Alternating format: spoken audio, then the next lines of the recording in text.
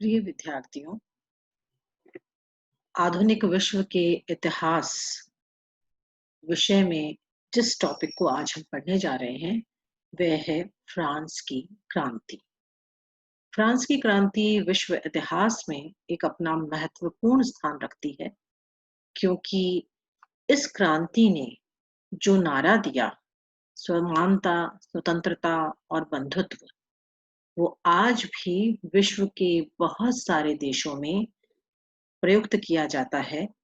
अ, स्वयं हमारे देश भारत में भी जो संविधान की प्रेम्बल है, प्रस्तावना है, उनमें इन शब्दों का प्रयोग किया गया है। सबसे पहले फ्रांस की क्रांति पढ़ने से पहले आइए हम फ्रांस की भौगोलिक स्थिति के बारे में जान लें। आपको अपनी स्क्रीन पे जो नजर आ रहा है, वो फ्रांस दिखाई दे रहा है आपको। उसके चारों तरफ यूरोप के अन्य देश हैं। नीचे की तरफ देखिए, स्पेन है और स्पेन से एकदम नीचे पुर्तगाल है।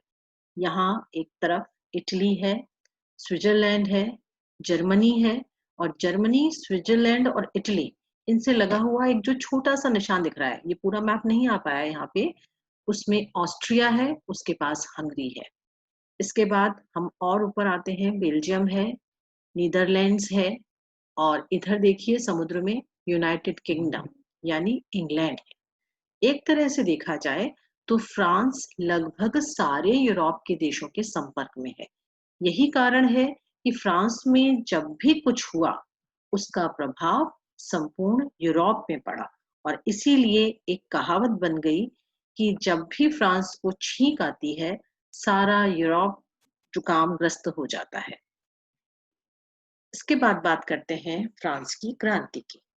1789 से 1799 के मध्य फ्रांस में जो घटनाक्रम चला, उसके अंतर्गत उसके द्वारा जो महत्वपूर्ण राजनैतिक और सामाजिक परिवर्तन हुए हैं, उन्हें ही क्रांति का नाम दिया जाता है।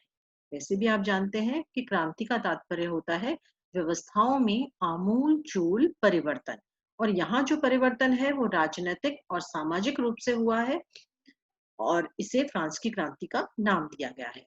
इस क्रांति ने केवल फ्रांस को ही प्रभावित नहीं किया, अपितु संपूर्ण विश्व पर अपना प्रभाव छोड़ा। और संक्षेप में यदि हम इसका स्केच देखना चाहें, तो ये जो क्रांति है, इसने राजा को हटाकर गणतंत्र की स्थापना कर दी थी, और 10 वर्षों, ऊपर हमने टाइम दे रखा है 1789 से 1799, इन 10 वर्षों में ये क्रांति चलती रही। और इसका अंत कहाँ हुआ? नेपोलियन बोनापार्ट के अधिनायकत्व पर उसकी तानाशाही स्थापित हो गई, और फिर उसने अपने आप को वहां का राजा घोषित कर दिया। तो ये जो क्रांति का आरंभ है, वो हम देखेंगे कि किस प्रकार स्टेट जनरल का अधिवेशन बुलाने की अनुशंसा की जाती है। स्टेट जनरल दरअसल फ्रांस की एक संसद कह लीजिए, फ्रांस की जो संसद है उस तरीके की थी जिसे स्टेट जनरल के नाम से बुलाया जाता था। इसका अधिवेशन बुलाया जाता है। यही स्टेट जनरल अपने आप को नेशनल असेंबली के रूप में घोषित कर देती है। थी स्टेट जनरल ही, लेकिन वो अपने आप को नेशनल असेंबली का नाम देती है, और फिर उसके बाद वो फ्रांस के लिए संविधान का निर्माण करती है, जिसमें वो संवैधानिक राजतंत्र की बात करती है। संविधान भी होगा और राजा भी होगा, और इसी आधार पर चुनाव होते हैं, व्यवस्थापिका सभा चुनकर आती है। लेकिन इसी समय जो लुई हैं, जो फ्रांस के राजा हैं, वो वहां से भागने की कोशिश करते हैं, उन्हें नजरबंद कर दिया जाता है। और चूंकि अब राजा जो हैं वो फ्रांस के संविधान को स्वीकार नहीं कर रहे हैं, भाग रहे हैं, ऐसे में वो जो संवैधानिक राजतंत्र की व्यवस्था की गई थी, वो अब समीचीन नहीं रही, और इसीलिए एक नई व्यवस्थापिका सभा का चुनाव होता है, जो है नेशनल कन्वेंशन। ये जो नेशनल कन्वेंशन जब आई, उस समय फ्रांस की स्थितियां बहुत खराब हो चुकी थी, और उन्हीं पर नियंत्रण करने के लिए लगभग 1 वर्ष के लिए यहाँ पे रॉबस्पियर का जो साम्राज्य स्थापित होता है, उसे आतंक का राज्य का नाम दिया जाता है। लेकिन रॉबस्पियर जो है उन्हें भी बाद में मृत्युदंड मिला और उसके बाद नेशनल कन्वेंशन की भी समाप्ति हुई। नए चुनाव हुए और डायरेक्टरी का शासन, जिसमें 5 डायरेक्टर्स ने कार्यपालिका का निर्माण किया, उसका शासन होता है। 4 सालों तक वह शासन चलता है और इन 4 सालों में नेपोलियन फ्रांस के सेनापति पद पर पहुंच जाता है और उसके बाद नेपोलियन के द्वारा सत्ता अधिग्रहण कर लिया जाता है और इस तरीके से फ्रांस की क्रांति का समापन नेपोलियन के सत्ता अधिग्रहण करने के साथ ही समाप्त हो जाता है। यही जो सारी क्रांति है, इसके बारे में आज हम पढ़ेंगे। सबसे पहले हम देखते हैं कि ये जो फ्रांस की क्रांति हुई, इसके क्या कारण थे। आप इसे क्रांति के समय की परिस्थितियां भी कह सकते हैं। क्रांति के समय फ्रांस की दशा क्या थी, ये भी कह सकते हैं। यानी ये जो 3 चीज लिखी हुई हैं, क्रांति के कारण या क्रांति के समय परिस्थितियां या क्रांति के समय फ्रांस की दशा, अगर ये तीनों ही क्वेश्चंस आए तो हमें इन्हीं चीजों को वहां पर वर्णित करना है। सबसे पहले आते हैं हम राजनैतिक कारणों पर। इसमें पहला कारण रहा निरंकुश बूर्बो वंश की स्थापना। 15वीं-16वीं शताब्दी में संपूर्ण यूरोप में धर्म सुधार आंदोलन चल रहा था और उस आंदोलन के चलते हमने पढ़ा है कि चर्च की शक्ति कम होने लगती है, सामंतों की शक्तियां कम होने लगती हैं और निरंकुश राजतंत्रों का उदय होता है। चूंकि धर्म सुधार आंदोलन के चलते सभी देशों के अंदर अव्यवस्था फैल रही थी, फ्रांस भी उससे अछूता नहीं रहा। फ्रांस में भी बहुत ज्यादा अराजकता अव्यवस्था फैल रही थी और ऐसे में हेनरी ने 1589 में यहाँ पर शांति स्थापित की और धार्मिक सहिष्णुता उत्पन्न की। उसके बाद लुई 13वें ने शासन किया, लेकिन वो कोई उल्लेखनीय नहीं है। बूर्बो वंश का जो सबसे उल्लेखनीय शासक हमें मिलता है, वो है लुई 14, लुई 14। 1643 में ये छोटा बच्चा ही था जब इसने शासन का अधिग्रहण किया, ये राजा बन गया। लेकिन 1661 में इसने संपूर्ण सत्ता को अपने हाथ में लेना शुरू किया। लगभग 70 साल तक इसने फ्रांस पर शासन किया है। इसने बहुत से युद्ध जीते और फ्रांस के क्षेत्रों का विस्तार किया।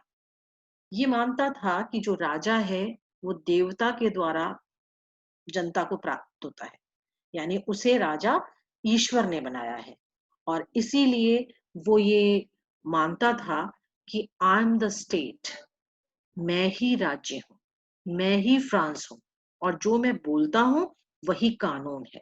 तो ये जो राज्य की दैवीय उत्पत्ति है, ईश्वर के द्वारा राजा को बनाया गया है, इसलिए वो ईश्वर के समान ही है। ये वाली बात हमें लुई 14 के द्वारा प्राप्त होती है।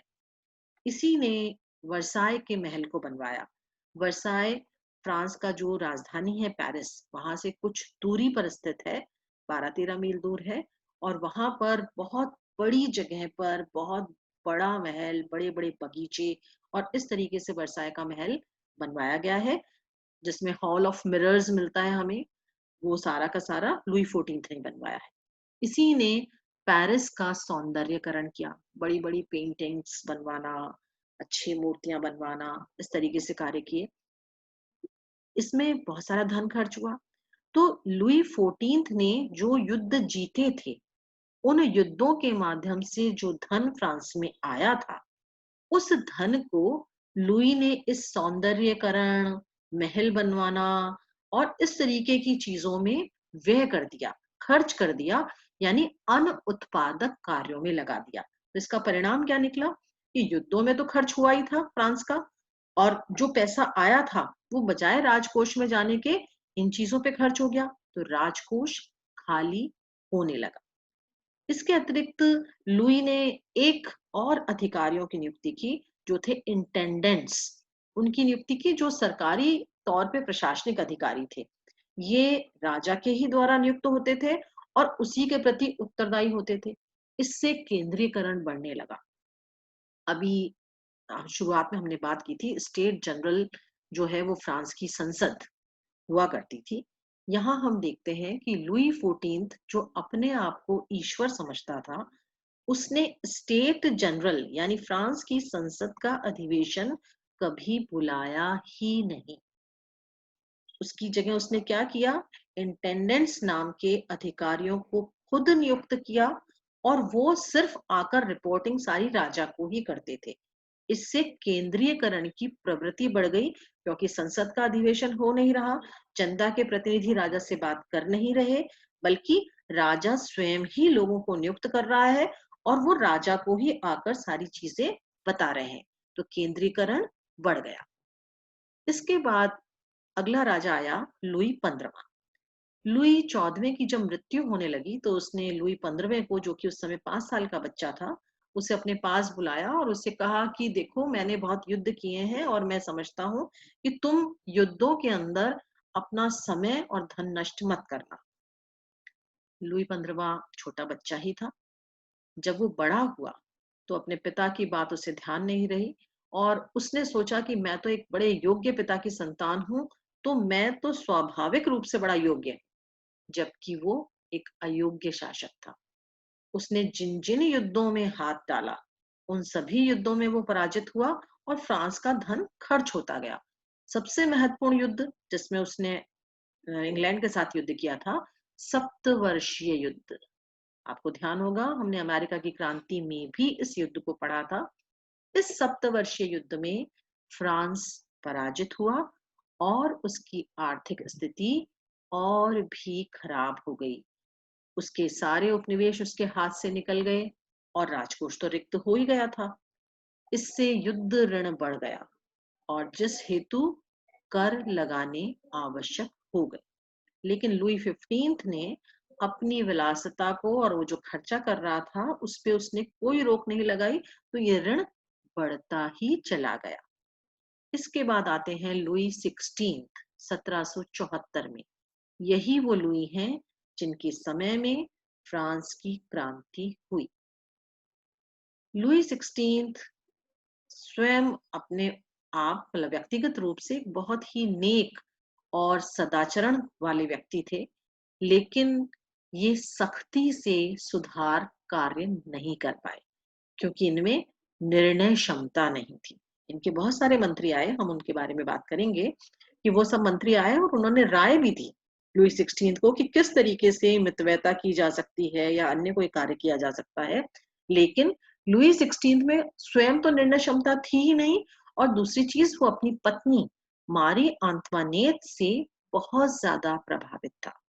मारी अंतवानेत ऑस्ट्रिया की राजकुमारी थी, जहां पर हैब्सबर्ग वंश शासन कर रहा था।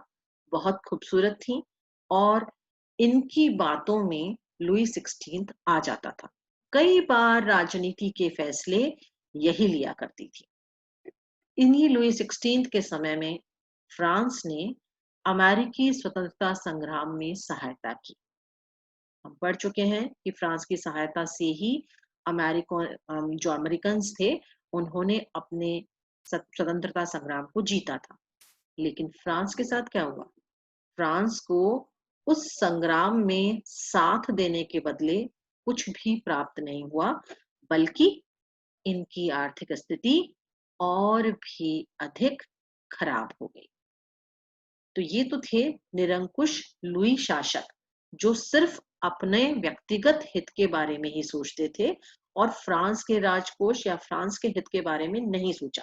लुई 16 ने सोचा जरूर, लेकिन जो भी उसे सलाहें दी गई उसने उन्हें नहीं माना, उन्हें लागू नहीं किया। इसके बाद एक और राजनीतिक कारण मिलता है, फ्रांस का दोष युक्त प्रशासन। वास्तव में फ्रांस में कोई भी लिखित संविधान नहीं था और जो कानून चल रहे थे फ्रांस में वो भी एक से नहीं थे।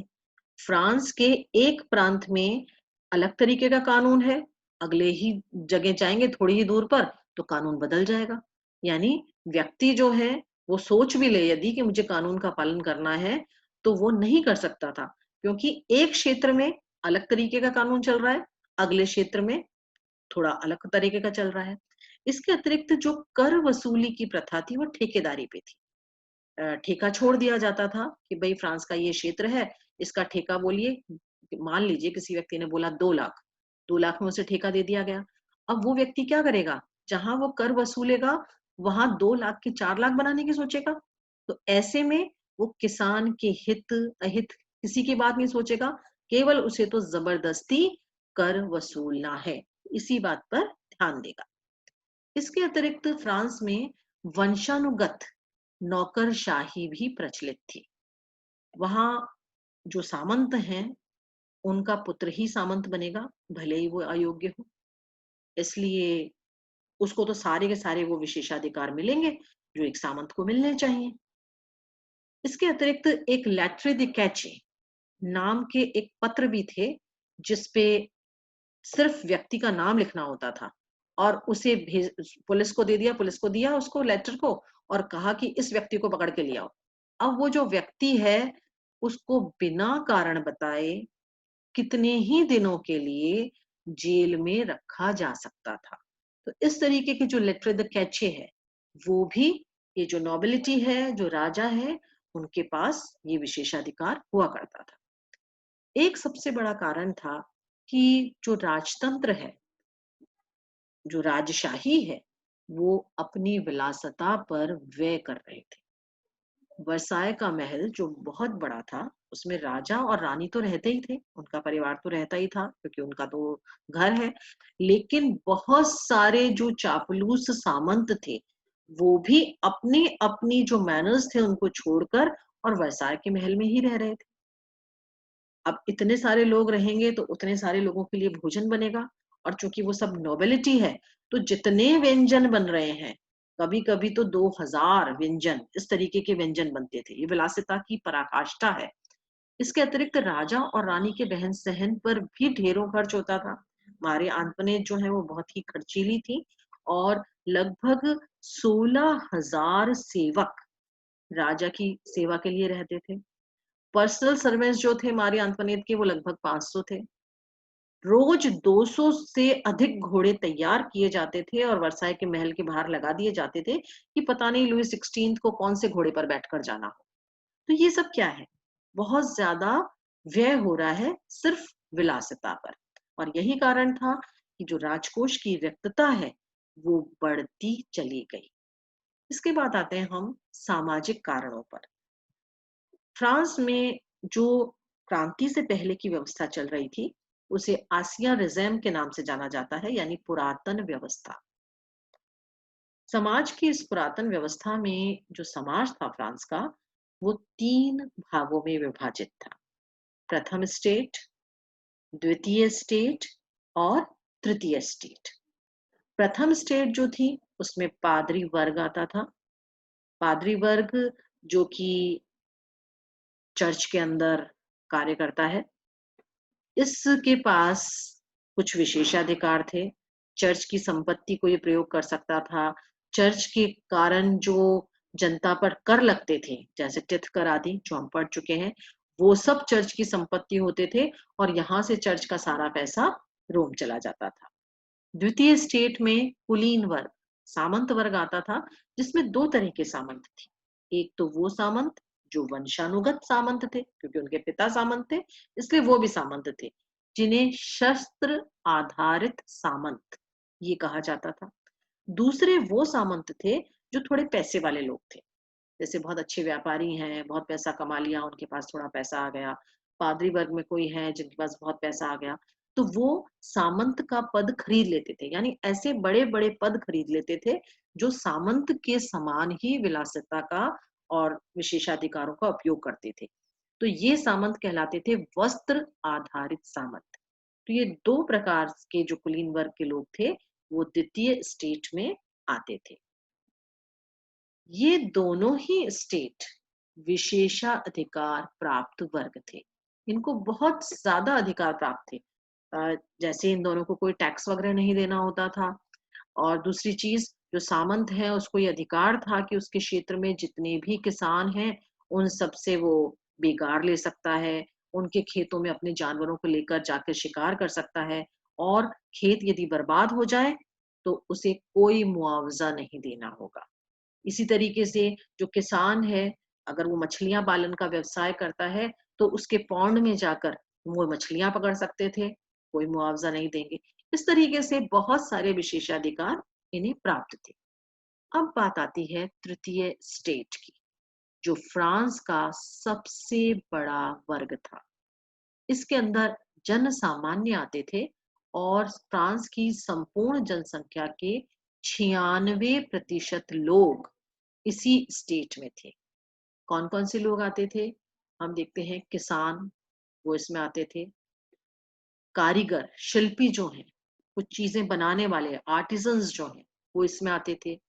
व्यापारी वर्ग इसमें आता था। वकील हैं, इंजीनियर्स हैं और मध्यम वर्ग के और लोग हैं जो थोड़ा पढ़ लिख गए हैं, और बुद्धिजीवी जो विचारक हैं, वो सब इसी का उसमें आते थे। यही वर्ग जो था तृतीय स्टेट, जितने कर थे सारे कर यही देते थे।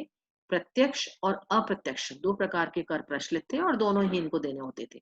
इनमें से कुछ कर हैं जो बहुत महत्वपूर्ण हैं और जिन पे ये जो एमसीक्यूज हैं आपके वस्तुनिष्ठ प्रश्न है वो बन सकते हैं। जैसे कोरबी, कोरबी कर था बेगार लेना। ये जो प्रथम दो स्टेट्स थी, वो जो तृतीय स्टेट के लोग हैं इनसे बेगार ले सकती थी। स्पेशली जो सामंत है वो अपने खेतों पर कृषकों से बेगार लिया करता था। दूसरा है तिथकर, जो चर्च का कर था, जो धार्मिक आधार पर लगाया जाता था।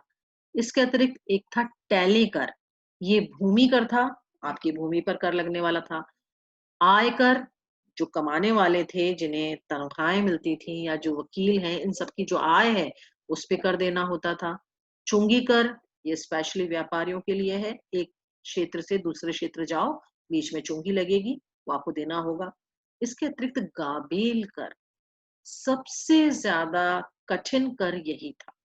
फ्रांस में एक नियम था कि परिवार में जितने व्यक्ति हैं, प्रति व्यक्ति के हिसाब से 8 पौंड नमक खरीदना अनिवार्य है। नमक की जरूरत ये थी कि फ्रांस यानी यूरोप के जो देश हैं, आप सब जानते हैं कि बहुत ठंडे प्रदेश हैं, और ठंडे प्रदेशों में मांस को सुरक्षित रखने के लिए उसे नमक लगाया जाता है, तो इसलिए नमक सभी को चाहिए।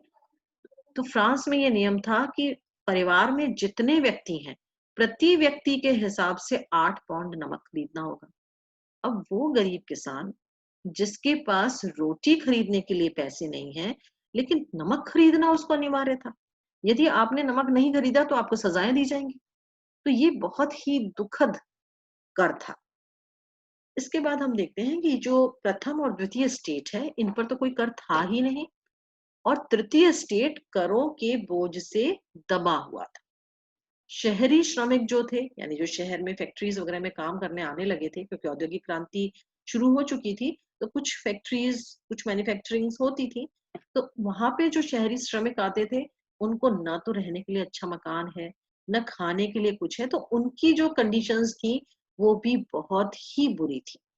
इतनी असमानता थी फ्रांस में कि फ्रांस का 10 में से 9वां भाग तो भूख से मरता था, और 10 में से 1 भाग जो मरता था वो इसलिए क्योंकि वो अधिक खा रहा है। और ये जो सामाजिक परिस्थिति है, इसको देखिए, फ्रांस का एक बहुत ही लोकप्रिय कार्टून है जिसमें बताया गया है, ये जो बूढ़ा व्यक्ति है नीचे जो झुका हुआ है, जिसकी पीठ पर पादरी और सामंत बैठे हैं, तो कर जो है, कर तो सिर्फ वो दे रहा है, लेकिन उसके ऊपर सवारी कौन कर रहे हैं, उन करों से मजा कौन उठा रहा है? बाकी जो दोनों स्टेट्स हैं वो आनंद कर रही हैं।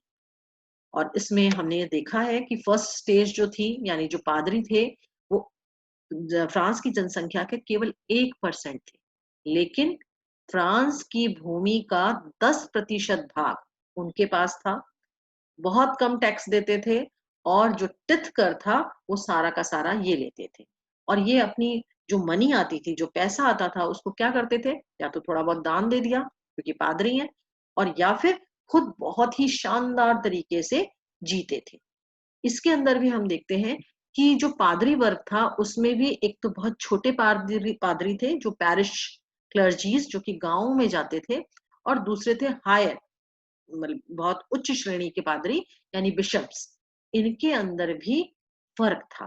तो जो छोटे पादरी हैं उनकी स्थिति तो जनसामान्य जैसी ही थी, लेकिन जो ऊपर वाली रैंक के पादरी हैं वो सब बहुत ही अच्छे से शानदार तरीके से रहते थे। दूसरी स्टेट जो कि बहुत ही कुलीन वर्ग है, ये फ्रांस की जनसंख्या का 2% था और इसके पास फ्रांस की भूमि का 20% इसके पास था।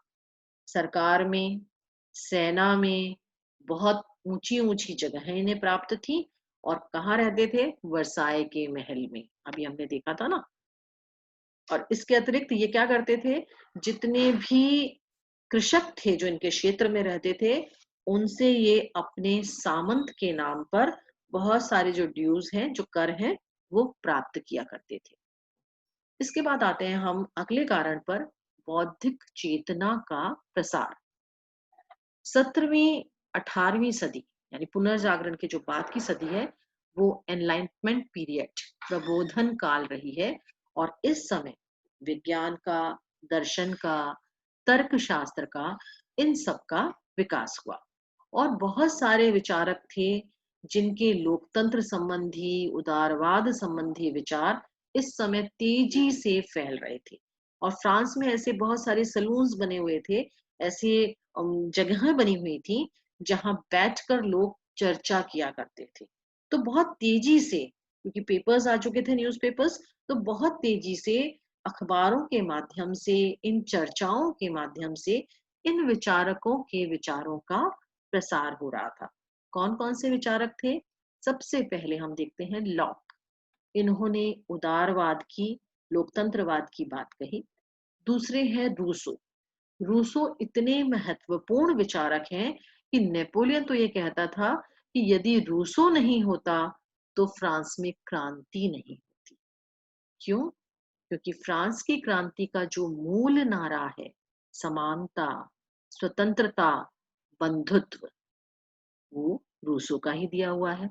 रूसो का ये मानना था कि वो सारी संस्थाएं जो मनुष्य को बंधन में बांध देती हैं, जैसे चर्च है, सामंत है, राजा है इत्यादि, इन सब संस्थाओं को खत्म कर देना चाहिए। उन्होंने कहा कि जो संप्रभुता है वो तो वास्तव में जनता में बसती है, इसलिए जनता की इच्छा को ही मान देना चाहिए, वही सार्वभौमिक है, राजा, चर्च आदि नहीं। इसके अतिरिक्त एक और विचारक थे जो फ्रांसीसी ही थे, वोल्टेयर। उन्होंने चर्च की और भ्रष्ट राजतंत्र की आलोचना की और ये कहा कि हर मनुष्य को अपनी अपने विचारों की अभिव्यक्ति करने का पूरा पूरा अधिकार है। इसके अतिरिक्त मॉन्टेस्क्यू, जिन्होंने सीमित राजतंत्र की बात कही और ये कहा कि जो शक्तियां हैं, जैसे कार्यपालिका है, व्यवस्थापिका है, न्यायपालिका है, चर्च है, इन सब शक्तियों का आपस में पृथक्करण कर देना चाहिए, इन्हें अलग अलग कर देना चाहिए। इसके बाद आते हैं हम अंतिम और महत्वपूर्ण कारण पर, जो है आर्थिक कारण। हम शुरू से बात कर रहे हैं, राजकोष रिक्त है, लुई 14 के समय रिक्त है, लुई 15 के समय रिक्त है, लुई 16 के समय भी खाली हो रहा है। और यही कारण है कि धीरे धीरे फ्रांस की आर्थिक व्यवस्था बिगड़ती जा रही थी। इसीलिए आर्थिक कारण ही वो महत्वपूर्ण कारण बना जिसने फ्रांस की क्रांति को जन्म दिया। इसके अंतर्गत सबसे पहले आती है फ्रांस में हो रही जनसंख्या वृद्धि। 1700 ईस्वी में जहां फ्रांस की जनसंख्या लगभग 2 करोड़ थी, वहीं 1789 में यानी केवल 89 साल में उसमें 80 लाख लोग और जुड़ गए। लेकिन जो खाद्यान्न का उत्पादन है वो इस गति से नहीं बढ़ा, क्योंकि कोई तकनीकी विकास नहीं हुआ कि आप नए नए खेती के तरीके अपनाएं। हम देखते हैं यहाँ, आप तुलना कर सकते हैं इंग्लैंड के साथ। इंग्लैंड ने इस समय खेती के अंदर रोटेशन क्रॉप्स, सीड ड्रिल्स, इन सब का आविष्कार धीरे धीरे करना शुरू हो रहा था वहां पे। लेकिन यहाँ पे उत्पादन की गति ज्यों की त्यों थी। दूसरा कारण था कि सर्दी बहुत तेज पड़ी। 88 में ही हम देखते हैं बहुत तेज सर्दी और अकाल के कारण फसलें और खराब हो गई।